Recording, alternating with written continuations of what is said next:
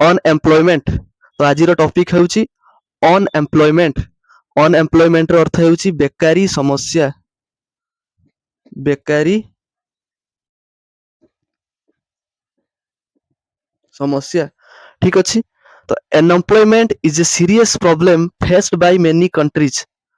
तो तो बेकारी समस्या ହେଉଛି ଏକ सीरियस प्रॉब्लम ର अर्थ ହେଉଛି गंभीर समस्या। तो सीरियस प्रॉब्लम ର अर्थ ହେଉଛି गंभीर समस्या faced by many countries. Faced by many countries माने अनेक देश मानक द्वारा सम्मुखीन हेउथाए। स्पेशली डेवलपिंग नेशंस विशेष करी विकासशील राष्ट्र गुड़िक द्वारा लाइक इंडिया भारत परी। ठीक अछि। तो ये सेंटेंस अर्थ हेउची बेकारी समस्या अनेक देश विशेष करी भारत भली विकासशील राष्ट्र गुड़िक द्वारा सम्मुखीन हेउथिबा एक गंभीर समस्या अटे। ठीक अछि। तो सीरियस प्रॉब्लम रो अर्थ हेउची गंभीर समस्या। इट मीन्स एहार अर्थ हेउची ए सिचुएशन एपरी एक परिस्थिति वेयर पीपुल जेउठारे कि लोक माने who are able and willing to work can not find suitable jobs. जेउठारे काम करिबाकू सक्षम एवं इच्छुक लोक माने उपयुक्त चाकरी पाई पारंती नहीं। ठीक अछि। सुइटेबल जॉब्स माने उपयुक्त चाकरी। Next sentence unemployment affects not only individuals but also the progress of the entire country। unemployment माने बेकारी समस्या affects not only individuals केवल व्यक्ति विशेषण को नुहे केवल व्यक्ति विशेषण को प्रभावित करे नहीं but also Madhya the progress of entire country बरं समग्र देश को प्रभावित करे। तो इस सेंटेंस रो अर्थ हेउची बेकारी समस्या केवल व्यक्ति विशेषण को नुहे बरं समग्र देशर प्रगति को प्रभावित करे। तो समस्त बुझी पारथिबे friends. Next sentence there are many causes of unemployment. बेकारी रो अनेक कारण अछि। एटा गोटे सिंपल सेंटेंस ता समस्त बुझी पारथिबे। Rapid population growth is one of the main reasons. Rapid population growth रो अर्थ हेउची द्रुत जनसंख्या वृद्धि is one of the main reasons एहार एक मुख्य कारण अटे। तो सेंटेंस रो अर्थ हेउची द्रुत जनसंख्या वृद्धि एहार एक मुख्य कारण अटे। रीजंस माने कारण। Next sentence the education system शिक्षा व्यवस्था। एजुकेशन सिस्टम रो अर्थ हेउची शिक्षा व्यवस्था often causes प्रायतः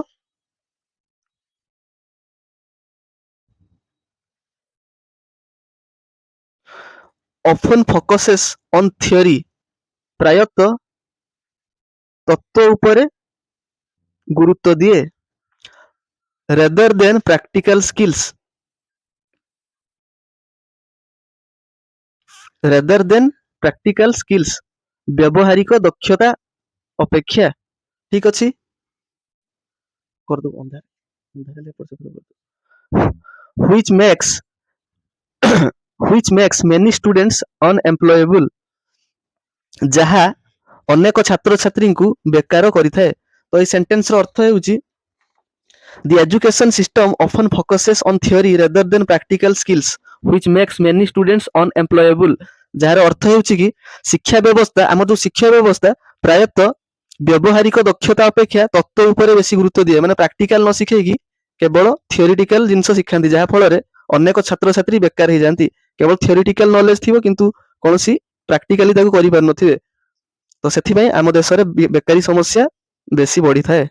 next sentence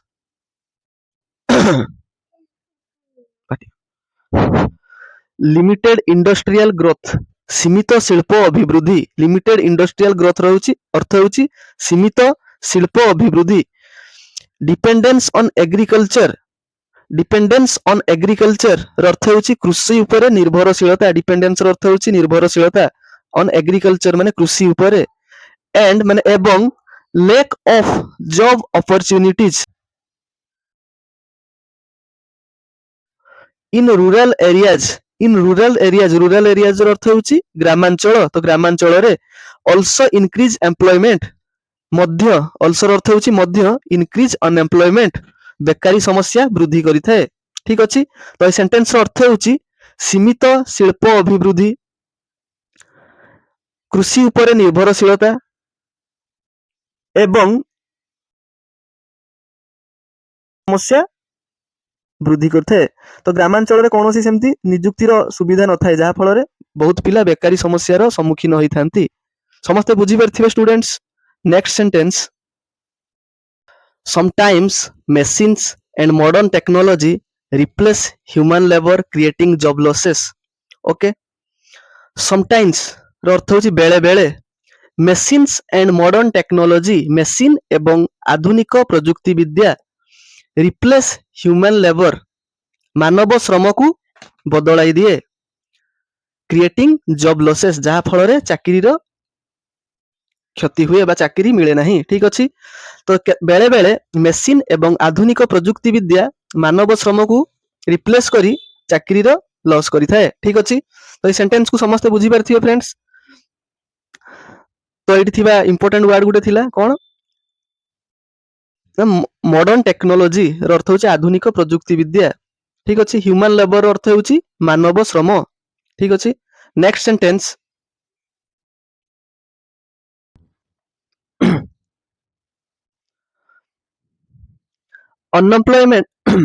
unemployment has many harmful effects ବେକାରୀ ସମସ୍ୟାର ଅନେକ କ୍ଷତିକାରକ ପ୍ରଭାବ ଅଛି ଅନେକ କ୍ଷତିକାରକ ପ୍ରଭାବ ଅଛି harmful ର ଅର୍ଥ ହେଉଛି କ୍ଷତିକାରକ effects ର ଅର୍ଥ ହେଉଛି ପ୍ରଭାବ it leads to poverty frustration and mental stress ଠିକ ଅଛି ଏହା it leads to ମାନେ ଏହା କୋଉ ଆଡକୁ ନେଇଥାଏ ନା poverty ମାନେ ଦାରିଦ୍ର୍ୟ frustration ର ଅର୍ଥ ହେଉଛି ହତାଶା ଏବଂ mental stress ମାନେ ମାନସିକ ଚାପ ତ এই ସେଣ୍ଟେନ୍ସ ର ଅର୍ଥ ହେଉଛି ଏହା ଦାରିଦ୍ର୍ୟ ହତାଶା ଏବଂ ମାନସିକ ଚାପ ଆଡକୁ ନେଇ ଯାଇଥାଏ ଠିକ ଅଛି ଫ୍ରେଣ୍ଡସ୍ ତ ଅନଏମ୍ପ୍ଲୟମେଣ୍ଟ ର କେତେ ସବୁ ହାର୍ମଫୁଲ ଇଫେକ୍ଟସ୍ ଜାଣିପାରୁଥିବେ ନେକ୍ସଟ ସେଣ୍ଟେନ୍ସ ହେଉଛି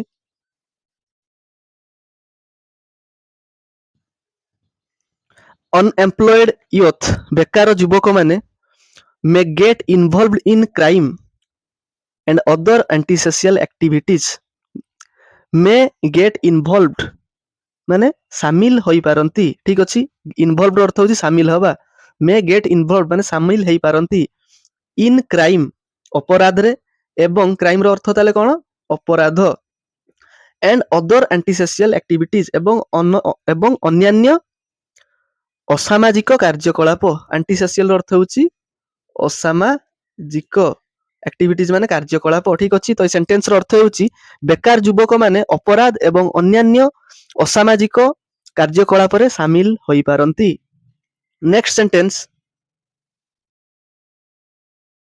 for the nation ମାନେ ଦେଶ ପାଇଁ unemployment causes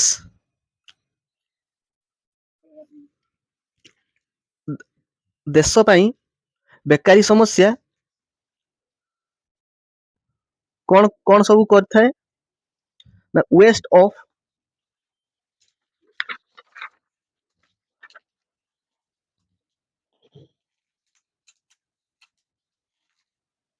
causes waste of human resources human resources ର ଅର୍ଥ ହେଉଛି ମାନବ ସମ୍ବଳ and sludge ଏବଂ ଅପଚୟ କରିଥାଏ ଇକୋନୋମିକ ଡେଭଲପମେଣ୍ଟ sludge ମାନେ ମନ୍ଥର କରିଥାଏ ସ୍ଲୋ କରିଥାଏ ଅର୍ଥ ହେଉଛି ମନ୍ଥର କରିଥାଏ କାହାକୁ ନା ଇକୋନୋମିକ ଡେଭଲପମେଣ୍ଟ ଆର୍ଥିକ ବିକାଶକୁ ଇକୋନୋମିକ ଡେଭଲପମେଣ୍ଟ ର ଅର୍ଥ ହେଉଛି ଆର୍ଥିକ ବିକାଶ ତ এই ସେଣ୍ଟେନ୍ସ ର ଅର୍ଥ ହେଉଛି ଦେଶ ପାଇଁ ବେକାରୀ ସମସ୍ୟା ମାନବ ସମ୍ବଳର ଅପଚୟ କରିଥାଏ ଏବଂ ଆର୍ଥିକ ବିକାଶକୁ ମନ୍ଥର କରିଥାଏ ନେକ୍ସଟ ସେଣ୍ଟେନ୍ସ social inequality ସାମାଜିକ ଅସମାନତା, ଇନଇକ୍ୱାଲିଟି ଅର୍ଥ ହେଉଛି ଅସମାନତା, and unrest also increase due to lack of unemployment. Due to lack of unemployment ମାନେ ନିଯୁକ୍ତି ଅଭାବରୁ, କ'ଣ ପାଇଁ ନା ନିଯୁକ୍ତି ଅଭାବରୁ। ତ ନିଯୁକ୍ତି ଅଭାବରୁ ସାମାଜିକ ଅସମାନତା ଏବଂ ଅଶାନ୍ତି ମଧ୍ୟ ସୃଷ୍ଟି ହେଇଥାଏ। ଠିକ ଅଛି, ନେକ୍ସଟ, ଟୁ ରିଡ୍ୟୁସ୍ ଅନଏମ୍ପ୍ଲୟମେଣ୍ଟ, ବେକାରୀ ସମସ୍ୟା ହ୍ରାସ କରିବା ପାଇଁ ଦି ଗଭର୍ଣ୍ଣମେଣ୍ଟ ସୁଡ୍ ଟେକ୍, ସରକାର the government should take effective steps, ସରକାର ପ୍ରଭାବଶାଳୀ ପଦକ୍ଷେପ ନେବା ଉଚିତ। ଗଭର୍ଣ୍ଣମେଣ୍ଟ ଅର୍ଥ ହେଉଛି ସରକାର, ଇଫେକ୍ଟିଭ ଷ୍ଟେପ୍ସ ମାନେ ପ୍ରଭାବଶାଳୀ ପଦକ୍ଷେପ ନେବା ଉଚିତ। ଠିକ ଅଛି, ସୁଡ୍ ଟେକ୍ ନେବା ଉଚିତ। ସମସ୍ତେ ବୁଝିପାରିଥିବେ friends. Next sentence skill based education ର ଅର୍ଥ ହେଉଛି ଦକ୍ଷତା ଭିତ୍ତିକ ଶିକ୍ଷା and vocational training ଏବଂ ବୃତ୍ତିଗତ ତାଲିମ should be encouraged କୁ ପ୍ରୋତ୍ସାହିତ କରାଯିବା ଉଚିତ। should be encouraged ମାନେ ପ୍ରୋତ୍ସାହିତ କରାଯିବା ଉଚିତ। ତ এই ସେଣ୍ଟେନ୍ସର ଅର୍ଥ ହେଉଛି ଦକ୍ଷତା ଭିତ୍ତିକ ଶିକ୍ଷା ଏବଂ ବୃତ୍ତିଗତ ତାଲିମକୁ ପ୍ରୋତ୍ସାହିତ କରାଯିବା ଉଚିତ।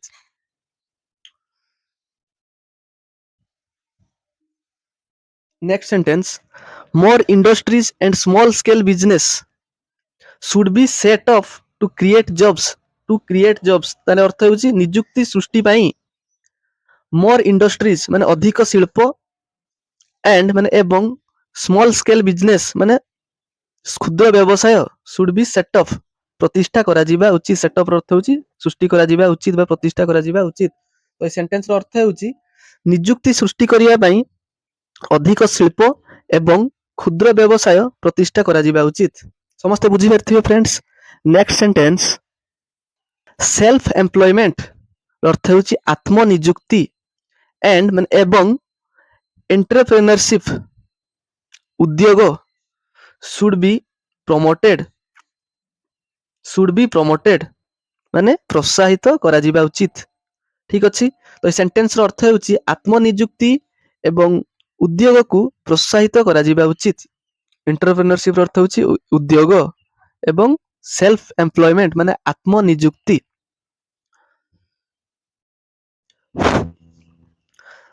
Next sentence development of rural areas, ଗ୍ରାମାଞ୍ଚଳର ବିକାଶ। ତ ରୁରାଲ ଏରିଆଜର ଅର୍ଥ ହେଉଛି ଗ୍ରାମାଞ୍ଚଳ, ଡେଭଲପମେଣ୍ଟର ଅର୍ଥ ହେଉଛି ବିକାଶ।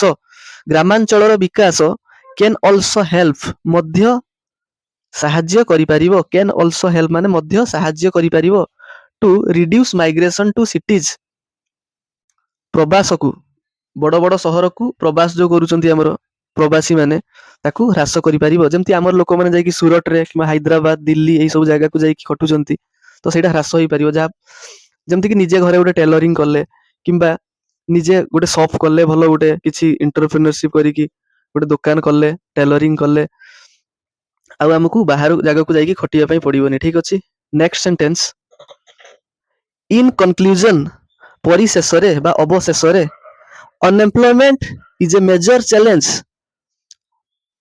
ବେକାରୀ ସମସ୍ୟା ହେଉଛି ଏକ ପ୍ରମୁଖ ଆହ୍ୱାନ that needs immediate attention, ଯାହା ଉପରେ ତୁରନ୍ତ ଧ୍ୟାନ ଦିଆଯିବା ଉଚିତ। ଆମର ଯେମିତି ଏବେ ସବୁବେଳେ ପଲିଟିକ୍ସ, କ୍ରିକେଟ ଏବଂ ଅଲଗା ଜିନିଷ ଉପରେ ଧ୍ୟାନ ଦିଆହେଉଛି, ସେମିତି ସମସ୍ତଙ୍କୁ ଛାଡ଼ି ପରିଶେଷରେ ବେକାରୀ ସମସ୍ୟା ଉପରେ ଆମକୁ ସମସ୍ତଙ୍କୁ ଧ୍ୟାନ ଦେବା ଉଚିତ।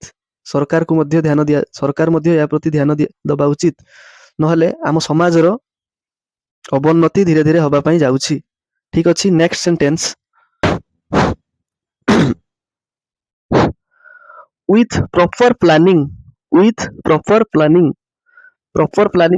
ମାନେ ସହ, କାହା ସହିତ ନା proper planning, ଉପଯୁକ୍ତ ଯୋଜନା। ପ୍ଲାନିଂ କରିବା, ପ୍ଲାନିଂ ର ଅର୍ଥ ହେଉଛି ଯୋଜନା। ଯେମିତି ଆମେ ଘର କରିବା ପୂର୍ବରୁ ଗୋଟେ ପ୍ଲାନିଂ କରୁଛୁ, ଠିକ ସେମିତି କି କୁଆଡେ ଯିବା ପୂର୍ବରୁ ଆମେ ଗୋଟେ ପ୍ଲାନିଂ କରୁଛୁ, ସେମିତି ଅନଏମ୍ପ୍ଲୟମେଣ୍ଟକୁ ଦୂର କରିବା ପାଇଁ କିଛି ଗୋଟେ ଆମକୁ ପ୍ଲାନିଂ କରିବା ପାଇଁ ପଡିବ ଆମ ସୋସାଇଟିକୁ।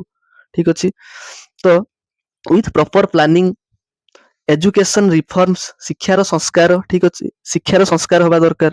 ଯେମିତି ଖାଲି ଥିଓରିଟିକାଲ ନଲେଜ ଦିଆ ହଉଛି ସ୍କୁଲ ମାନଙ୍କରେ, କେମିତି କି ଉଦ୍ୟୋଗ ଭିତ୍ତିକ ଶିକ୍ଷା ଦିଆ ହେବା ଉଚିତ, ଯାହାଫଳରେ ସେ ଆତ୍ମନିର୍ଭରଶୀଳ ହେଇପାରିବେ। and job creation, ଠିକ ଅଛି, ନିଯୁକ୍ତିର ସୃଷ୍ଟି। ଜବ କ୍ରିଏସନ ଅର୍ଥ ହେଉଛି ନିଯୁକ୍ତି ସୃଷ୍ଟି। ଏହା ଦ୍ୱାରା this problem can be controlled, ଯାହା ଦ୍ୱାରା କି ଏହି ସମସ୍ୟାକୁ ନିୟନ୍ତ୍ରଣ କରାଯାଇପାରିବ। ସମସ୍ୟା ତ କେବେ ସମାଧାନ ହେଇପାରେନି, କିନ୍ତୁ ନିୟନ୍ତ୍ରଣ ହେଇପାରେ। ଠିକ ଅଛି, ତ ନିୟନ୍ତ୍ରିତ ହେଇପାରିବ, ଯୋଉଠିକି ଆମର ବେକାରୀ ସମସ୍ୟା ବହୁତ ପରିମାଣରେ ବଢିଯାଇଛି, କିଛି ନିୟନ୍ତ୍ରଣ ହେଇପାରିବ। ଠିକ ଅଛି, ସମସ୍ତେ ବୁଝିପାରିଥିବେ ଫ୍ରେଣ୍ଡସ୍। ନେକ୍ସଟ ଆଉ last sentence. Last sentence, employment for all is necessary for the growth and prosperity of the nation. employment for all, ସମସ୍ତଙ୍କ ପାଇଁ ନିଯୁକ୍ତି। is necessary for the growth, is necessary ର ଅର୍ଥ ହେଉଛି ଆବଶ୍ୟକ, for the growth ସମୃଦ୍ଧି ପାଇଁ, ଠିକ ଅଛି, ଅଭିବୃଦ୍ଧି ପାଇଁ, ଦେଶର ଅଭିବୃଦ୍ଧି ପାଇଁ, and prosperity of the nation ଏବଂ ସମୃଦ୍ଧି ପାଇଁ। prosperity ର ଅର୍ଥ ହେଉଛି ସମୃଦ୍ଧି actually, ଠିକ ଅଛି, ତ prosperity ର ଅର୍ଥ ହେଉଛି ସମୃଦ୍ଧି ଏବଂ ଗ୍ରୋଥ ର ଅର୍ଥ ହେଉଛି ଅଭିବୃଦ୍ଧି। ତ ଦେଶର ଅଭିବୃଦ୍ଧି ଏବଂ ସମୃଦ୍ଧି ପାଇଁ ସମସ୍ତଙ୍କ ପାଇଁ ନିଯୁକ୍ତି ଆବଶ୍ୟକ। ଯେମିତି କେବଳ ଆମେ ଆମ ଛୁଆ କିମ୍ବା ଆମ ସୋସାଇଟି ପାଇଁ ଭାବିଦେଲେ ହବନି, ସମସ୍ତଙ୍କ କଥା ଏଠି ଭାବିବା ପାଇଁ ପଡିବ, ତାହେଲେ ଯାଇକି ଆମର ନେସନ ବା ଦେଶର ଗ୍ରୋଥ ହେଇପାରିବ ଏବଂ ସମୃଦ୍ଧି ହେଇପାରିବ। ତ ଠିକ ଅଛି ପିଲାମାନେ, ସମସ୍ତେ ଯଦି ଏଇ ଏସେ କିମ୍ବା ପାରାଗ୍ରାଫଟାକୁ ଭଲସେ ବୁଝିପାରିଥିବେ, ତ ଅନଏମ୍ପ୍ଲୟମେଣ୍ଟ ବିଷୟରେ କୌଣସି ଯଦି ପାରାଗ୍ରାଫ ଲେଖିବାକୁ ଦିଆଯାଇଥାଏ କିମ୍ବା ଏସେ କିମ୍ବା କୌଣସି କମ୍ପିଟିସନରେ ଏସେ ରାଇଟିଂ କମ୍ପିଟିସନ ଥାଏ, ତ ଅନଏମ୍ପ୍ଲୟମେଣ୍ଟ ବିଷୟରେ ଆପଣ ଆରାମସେ କିଛି ବାକ୍ୟ ଆଣି ତାକୁ ଇଂଲିଶକୁ ଟ୍ରାନ୍ସଲେସନ କରିକି ଲେଖିପାରିବେ। ତ ଯଦି ଆପଣଙ୍କୁ ଏଇ ଆଜିର ଟପିକଟି ଭଲ ଲାଗିଥିବ, ପ୍ଲିଜ ଚ୍ୟାନେଲକୁ ଲାଇକ୍, ସେୟାର ଏବଂ ସବସ୍କ୍ରାଇବ କରିବାକୁ ଜମାରୁ ବି ଭୁଲିବେନି। Thank you. ଜୟ ଜଗନ୍ନାଥ। ଜୟ ଜଗନ୍ନାଥ ପାପା ଭିଡିଓ।